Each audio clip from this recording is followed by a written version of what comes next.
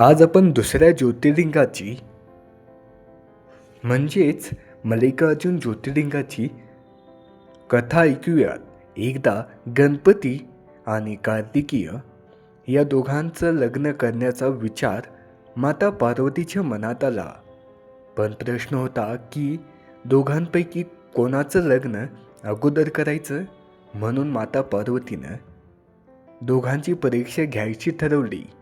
तिनं सांगितलं की जो प्रथम पृथ्वीची प्रदक्षिणा पूर्ण करून येईल तो श्रेष्ठ मानला जाईल. हे ऐकताच कार्तिकीय पृथ्वीची प्रदक्षिणा घालण्यासाठी निघून गेला. पण गणपतींना एक युक्ती सुचली. त्यांनी आई वडिलांना एकत्र बसवलं आणि त्यांच्या सभोवताली 7 प्रदक्षिणा घातल्या आणि म्हटलं की तुम्हीच माझं विश्व आहात. हे पाहून पार्वती आणि महादेव अत्यंत आनंदी झाले आणि त्यांनी गणपतींना विजयी घोषित केले. हे पाहून कार्तिकेय नाराज झाला आणि घर सोडून निघून गेला.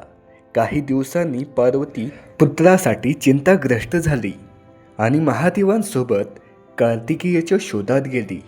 ज्या ठिकाणी त्यांनी कार्तिकेयाला शोधलं त्या ठिकाणी महादेव मल्लिकार्जुन रूपात प्रकट झाले. मल्लिका म्हणजे पार्वती आणि अर्जुन म्हणजे महादेव.